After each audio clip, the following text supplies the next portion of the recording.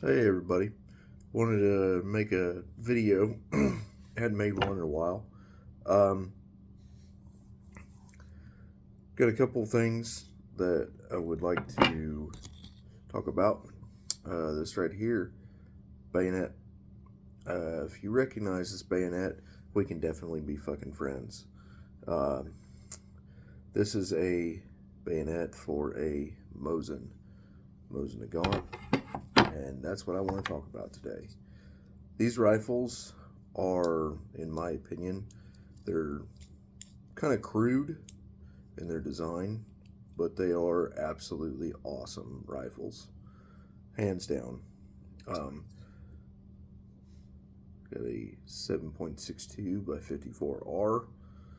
That's what it says on the package. That's what it says on the cartridge. Some people I've heard that the R stands for Russian, the R stands for rimmed. No, the R stands for round. I've heard all kinds of weird stuff. I just call it the R because it's literally in the stamping. Yeah, it's literally in the stamping. It's just an R. I think it stands for rimmed because that would make sense. But I've heard some people say it stands for round. Just absolutely freaking weird. But I'm going to talk about the rifle. Talk about the rifle here for a little bit. It is unloaded. I do have one of the nicer laminated stock versions of this gun. When I bought this, bought it quite a while ago, actually several years ago, and this thing, it is just as smooth as can be. Like, I mean, it is no sticky bolt going on here. If you get yourself one of these, they are absolutely freaking awesome. Good piece of history to have. They're a cheap gun. Well, they used to be cheap. They're not so cheap no more. Some of these guns are getting kind of expensive. They'd be a good investment piece, especially since, you know, all the Russia stuff's going on, which I'll get into that in the video, and why I think that this rifle is still relevant. As in, like, it's still a good option. I don't know of anyone that's into prepping or self-preparedness or anything like that doesn't already have one of these, or a M44 or some sort of variant of this. These things are extremely reliable. They're kind of long, especially after you put the bayonet on it, but that adds to the, hey, get the fuck away from me factor. You know, that kind of makes sense. And then the fact that you are screaming these big old bad things at you. I mean, that ain't no 22. And I got a couple funny stories I can share with you. My wife, if she ever watches this, she'll know exactly what the hell I'm talking about. I had bought this rifle a couple years ago and took it out, shot it, and it was already sighted in, which is, I was entirely shocked. You know, I just had to bury the needle down in the sight, down in this notch. You do get a hooded front sight with a hole in it to adjust it. You do get a cleaning rod. Never used a cleaning rod. I did take apart the bolt, got it all cleaned up, got it all nice and pretty, nice and working good. Cool thing that I do like about this, as opposed to buying like a Remington or something like that, this right here, you can unload it. Let me see that again. You can unload it just like that. Slip that out. I think that is absolutely freaking cool. You slip that out. That's how you unload it. I think that is absolutely freaking cool. Take your ammo. And these stripper clips right here. Yes, I said clips because that's what they are. They slip in here like such. Grab first round, put your thumb in, and push it all the way down in there. Not like a Mauser where it's got a cutout. My Mauser that I got, it's got a cutout right here. Them Germans were onto something when they made them bolt action guns like that. But this rifle, it's been around for a long time.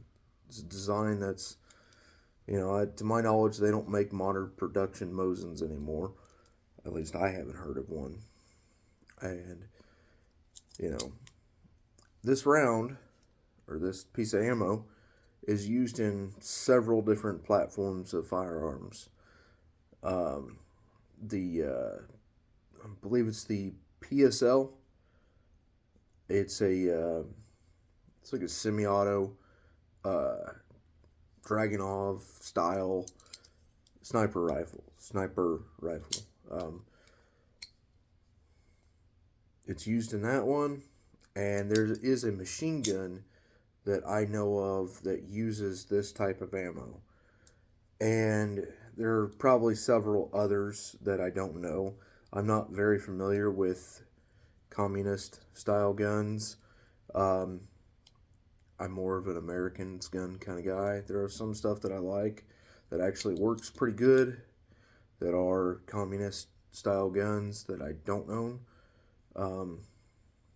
But this round right here is a very effective round. I mean, it's got a long skinny taper to it.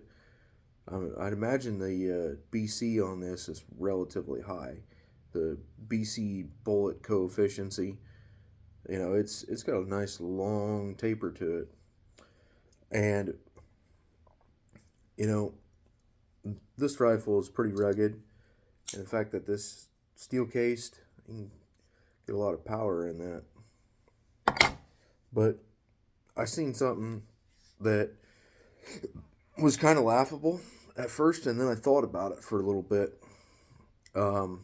They're apparently over in Ukraine. They got the Russians were giving rifles and stuff to people that were sympathetic to what they were doing to do checkpoints in this video that I seen. I'm kind of like about it. I'm not over there. I can't do nothing about it. Can't go, kind of thing. So, but if I started thinking, you know, if they had a bunch of these in stock and they were to arm a whole bunch of men with them, that would be a pretty effective force. It really and honestly would.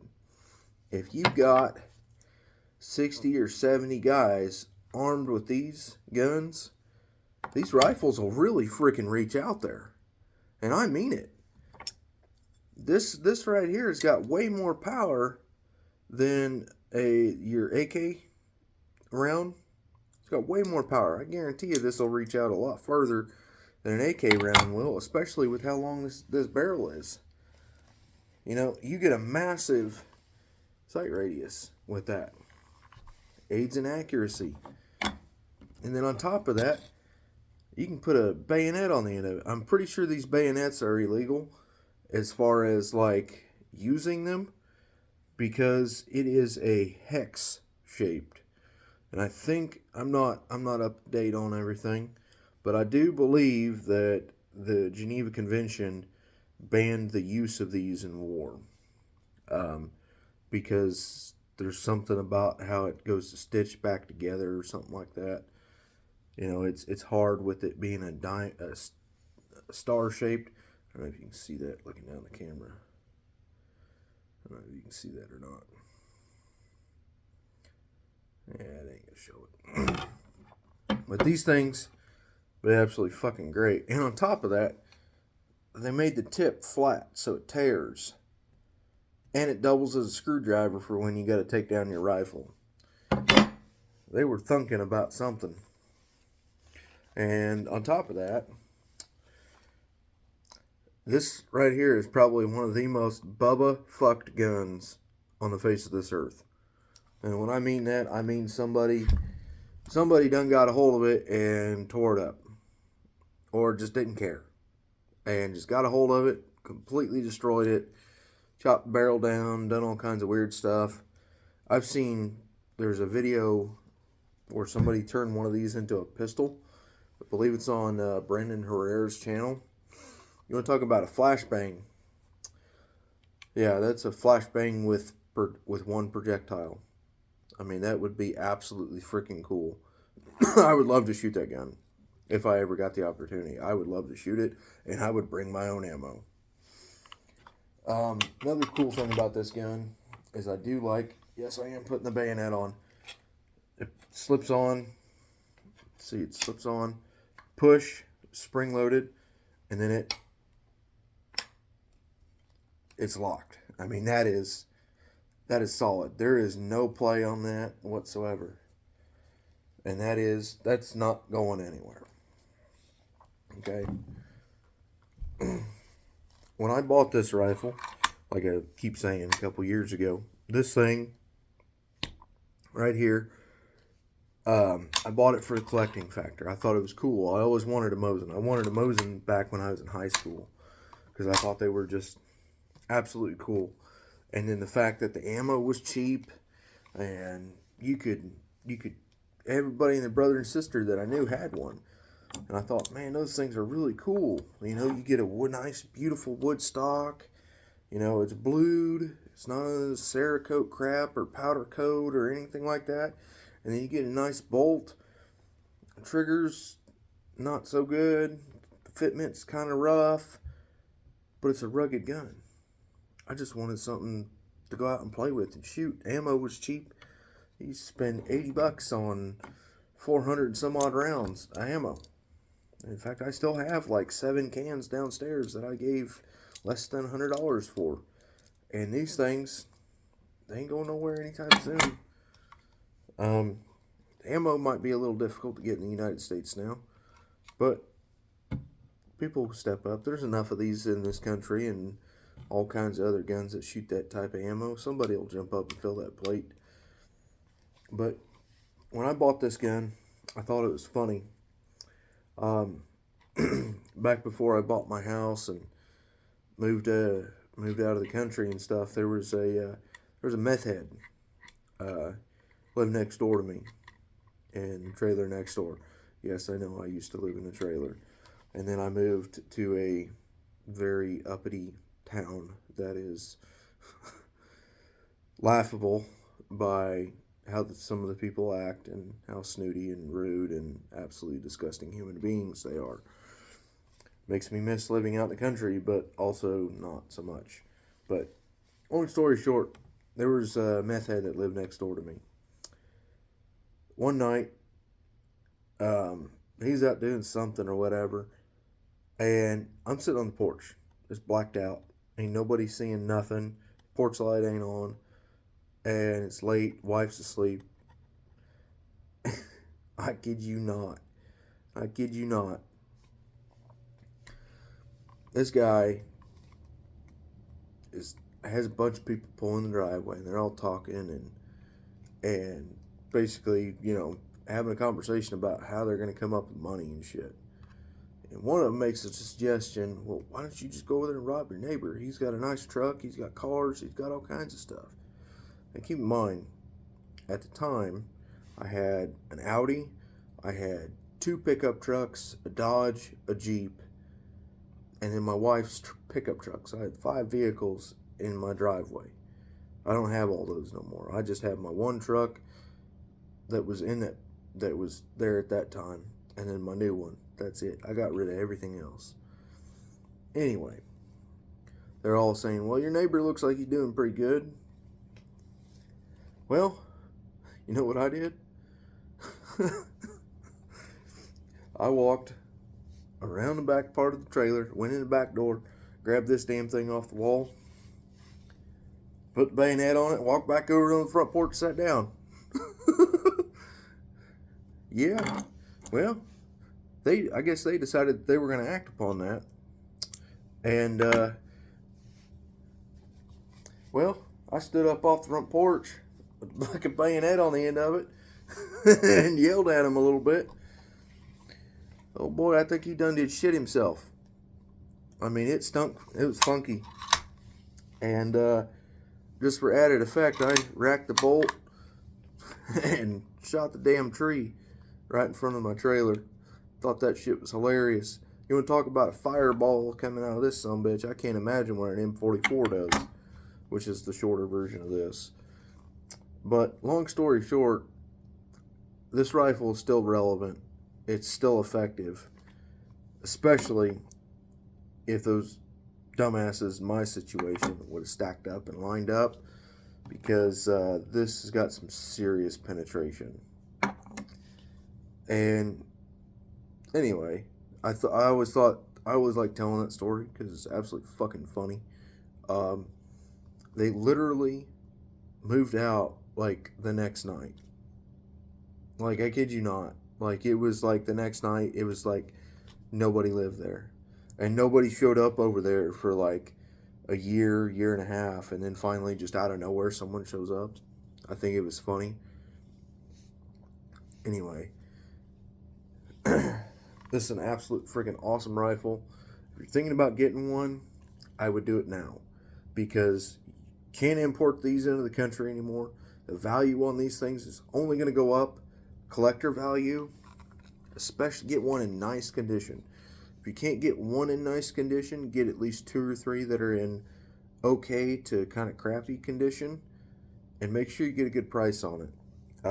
I predict that these rifles are going to go up to 700-800 max and be capped out 700-800.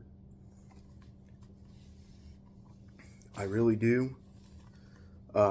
I paid a little under $350 for this rifle, but it came with the sling, the rubber, or not the rubber, but the leather strap deals, and then the sling. It came with an oiler, it came with cans, it even came with ammo, even came with the bayonet, it came with everything, man.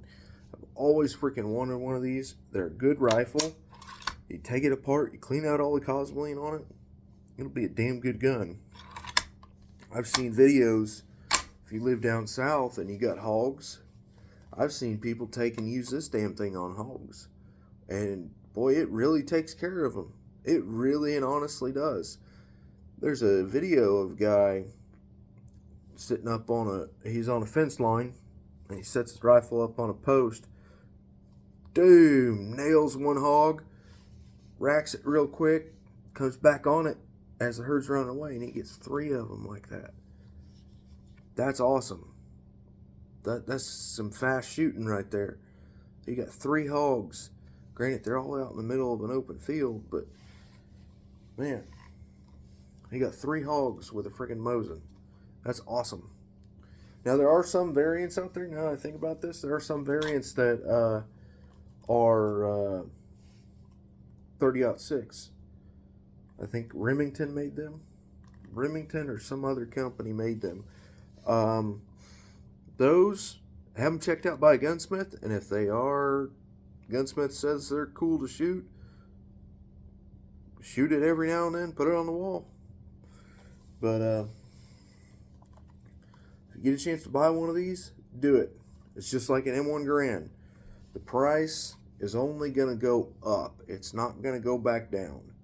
There's only so many Garands ever made.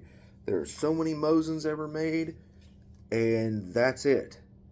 You can't get historical artifacts back. You can't reproduce historical artifacts and then call them historic artifacts. They're replicas. The price on these originals are only going to go up. They're never going to go down at all. Supply, demand, see where I'm getting at. So, with that being said, I'm going to get off of here. Got to go run into town and go pick up some tools. I should have a blacksmithing video coming up the next couple days. I'm trying to learn how to edit, and it's not going very good for me. So if you guys have any links or videos, please let me know. That would be absolutely freaking awesome.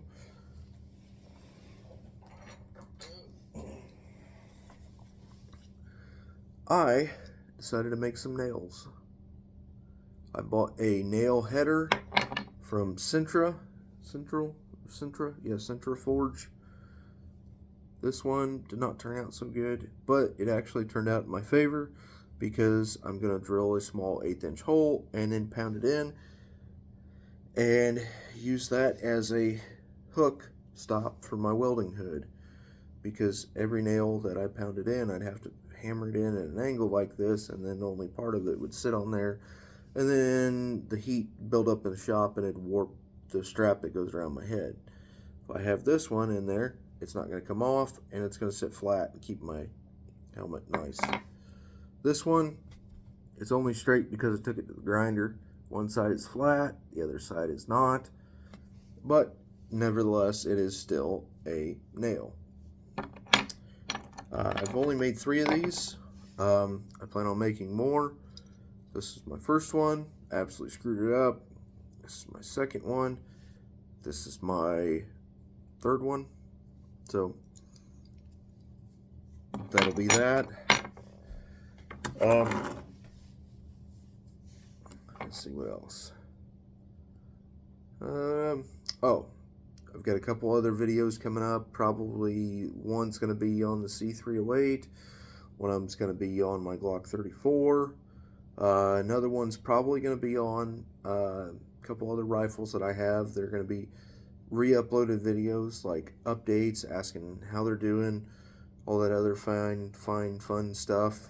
So, oh, I haven't done one on my AK in a long time, so I might do a video on that. I've owned that gun for quite a while now. Hang on.